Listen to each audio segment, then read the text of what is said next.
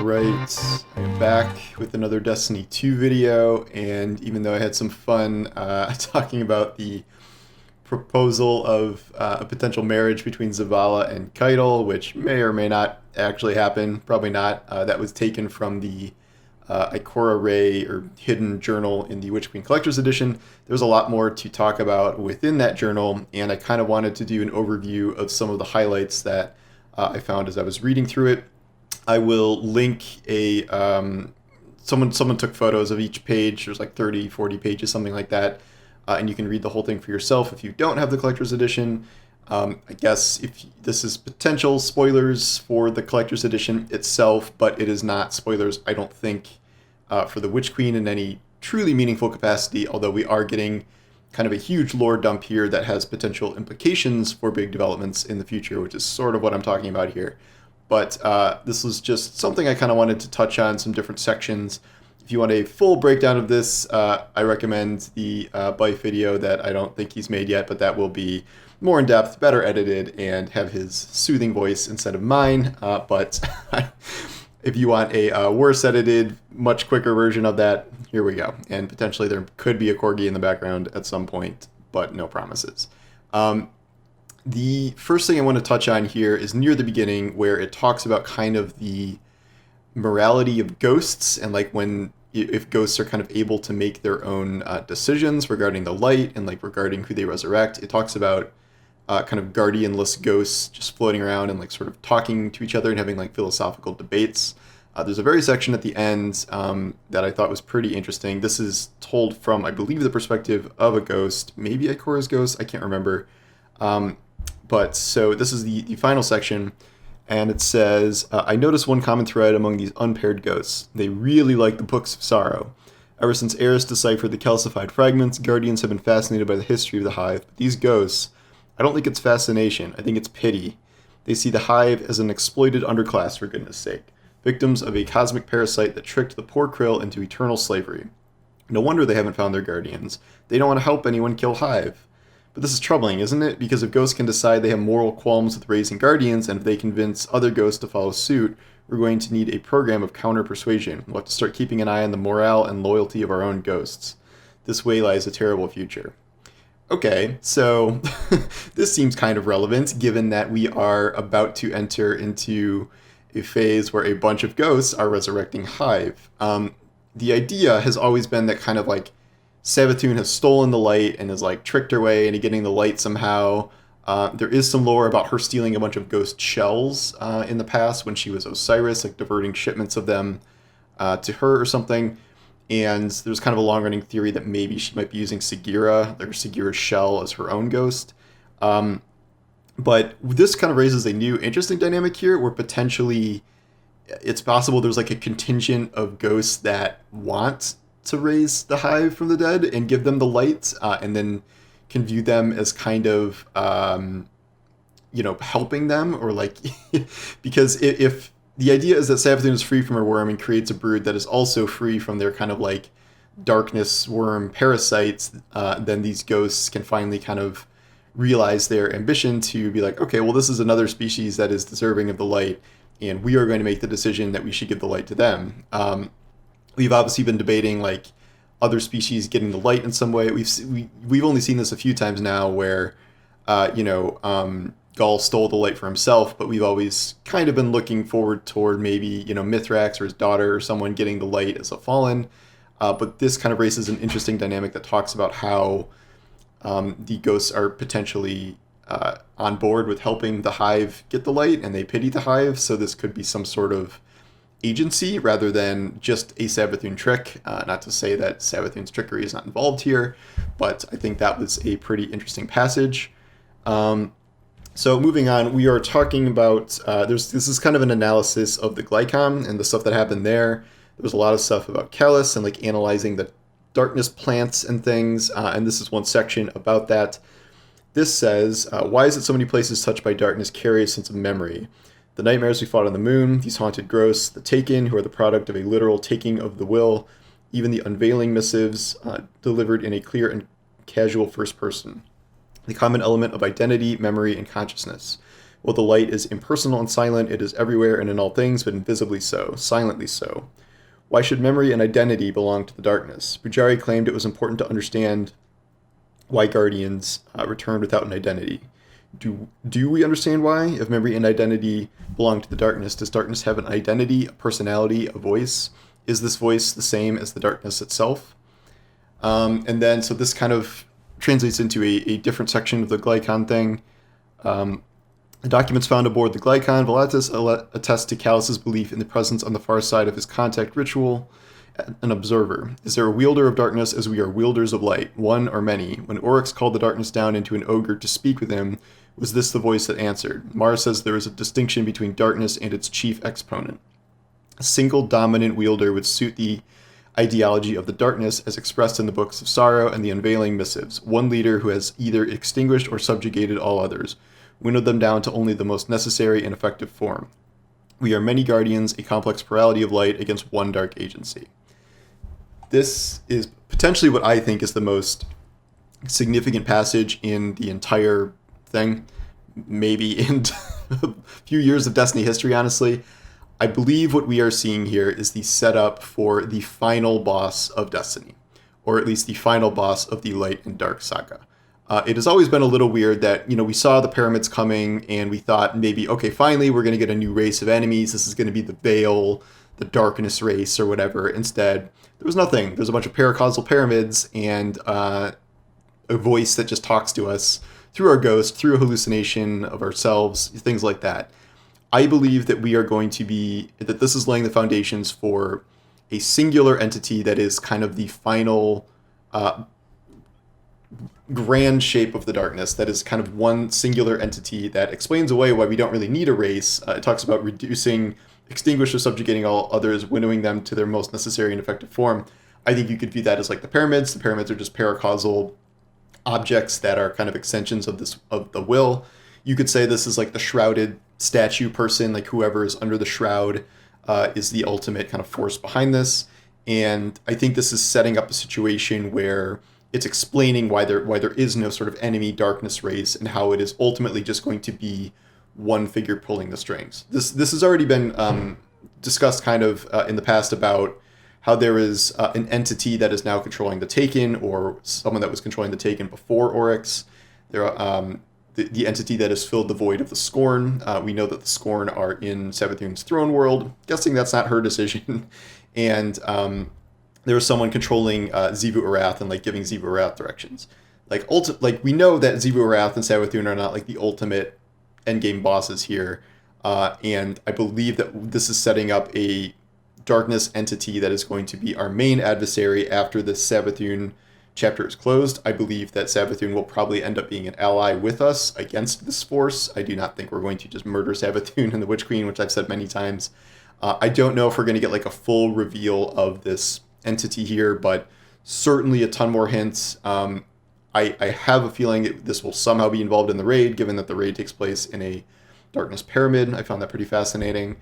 So I think this is a very important section that we need to pull out here and really kind of look at, because I think this is the future of the next few years of Destiny fights here.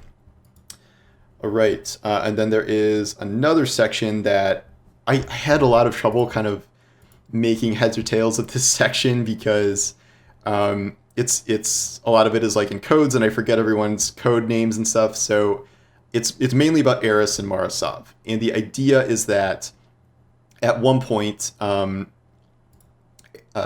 and Marasav had some sort of interaction with a pyramid ship, and the idea is that Mara destroyed it somehow, they think. Okay, so it talks about Airy 223 and VIP 704. This is after Marasav allegedly like blew up a pyramid or something, and we're trying to find the wreckage on a moon, ironically called Eris. So Eris recalled, I'm just going to say Mara, from her throne by high ritual, which required both women to confront Savathun and Kar at great personal risk. The two descended to the surface of Eris to explore the wreckage there. There was an incident, it may have been an attack or an accident caused by the volatile debris or by interaction with Eris's frozen methane surface, and Eris was badly wounded. Although Eris's techniques to survive in hostile environments, they were disrupted when she was exposed to near vacuum. Mara deployed a shelter and treated the wounds in what I interpolate was a moment of reconciliation, perhaps genuine tenderness between them. Eris attempted to show me the scar, though I declined. At this point, concerned they might not survive to make a report, Eris imprinted a log of their journey on a fragment of debris and transmitted it to Luna via hive manifold, along with a compulsion for any lesser hive to bring the fragment to a guardian. This is how it came to me. I don't think so. I think this is talking about, it's like a shard of the pyramid ship. I'm not sure if this is an artifact we've already gotten. I can't think if it is, but this could be a future artifact that we're given as like a seasonal artifact or something. And then there's more past this. I'm left with more questions. Was the presence of a debris field on the surface totally unrelated to the ship in orbit? If it was related, did Mara destroy it? And if so, why has she not shared this capability with us? Faced with skepticism and distrust of so many guardians. So the idea here is that Mara like essentially destroyed a pyramid ship before we found the one on Luna, and the process like killed her again and sent her to a throne world that she had to be re-extracted from again. Elsewhere in this, there are comparisons made to her time in the Battle of Saturn and when that happened. So this is kind of a whole chapter that we have totally missed here, and I had a lot of trouble kind of parsing out exactly what happened here, but I think that's kind of the point. The idea here is that Mara has some sort of maybe ability to fight back against the pyramids in a way that we cannot do otherwise. There's another section kind of later on in here that talks about Mara not really being the architect of destiny and the master manipulator she thinks she is, but some sort of like a catalyst, an explosive trigger, something that is like kind of used to fight back or trigger the next phase of things here, rather than her being in control like she thinks she is. I would read this whole section a few times maybe to try and parse this out, but this sounds like a very, very interesting story that I would love to hear more about, maybe in less code. But I really want to know what happened here, and I think it's left a little nebulous on purpose, but it's a big deal if Marasab blew up a pyramid.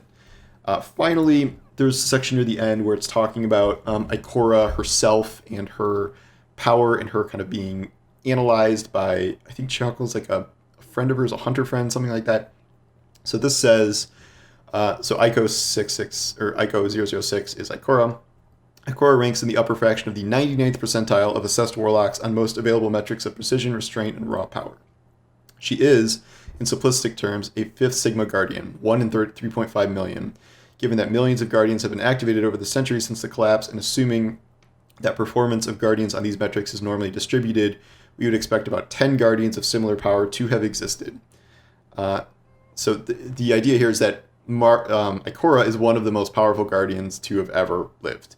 And I think we kind of knew that, but we always, when we talk about like the most powerful Guardians, I think we usually think of Osiris or Saints or people like that, and Ikora is not really super high up on the list. Like, we know she's really good at the Crucible and stuff, but the whole point of this section is talking about just like how next level she is, and it also talks about how she wasn't always like this. It says at the bottom here, it is notable that Ikora initially performed at only 1 Sigma above the mean on most metrics.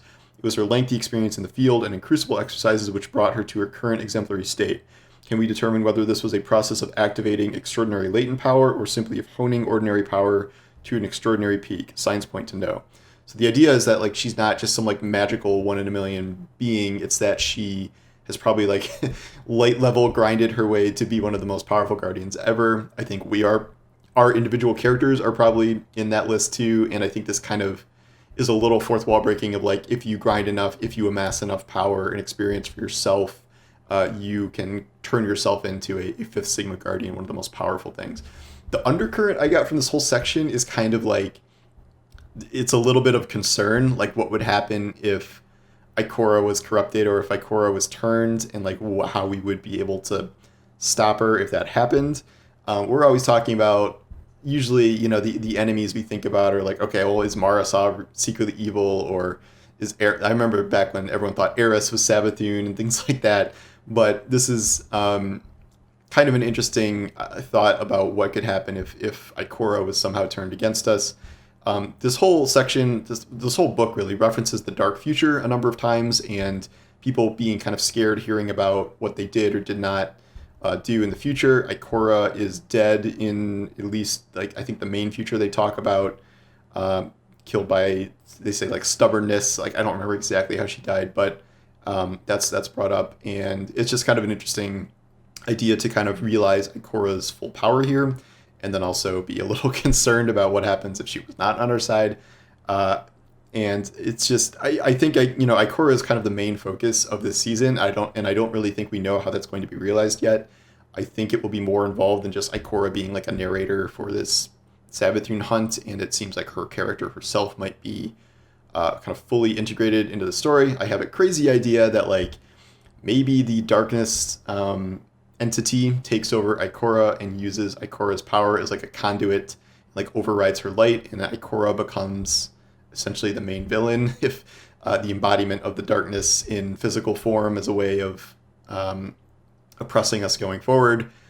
No idea if that's going to happen. If it does, I guess I will clip this and finally a prediction that pans out. But I don't know. That's just an idea that occurred to me kind of talking about all of this stuff regarding corruption and this voice in the darkness and things like that. So anyway, there's a lot more in here. I might do another pass at this and find even more stuff. But it's very good. I have an article out today talking about there's a whole like scientific analysis of stasis, which lines up with a fan idea that was proposed a while ago, and I think we can maybe use that to predict the scientific basis of the fifth subclass that is coming up, because those are all kind of rooted in the laws of nature and things like that. So that's pretty interesting. You can go read that if you want.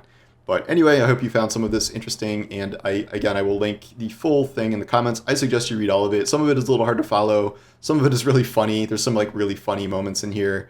All over the place. I skipped the whole like Shax Marasov helmet stayed on thing, but they address that in a sort of final way here, and Shax writes in all lowercase letters, which is really funny. So it's a mix of like really valuable lore and like really important stuff, and just like good funny Destiny writing. Also, as someone who loves fiction, loves writing stories, and I'm like, oh, maybe I could write Destiny stuff someday. Like this is next level. This makes me like doubt my abilities to a major extent, because all of this stuff is extremely good in here, and I really think that any Destiny fan, even if you don't have the collector's edition, should read it. So anyway, those are my thoughts on the important sections here, but again, yeah, there's probably more to go through, and we will see if anything happens reset this week for more to talk about then. But all right, thank you guys for watching, and I will talk to you later. Take care.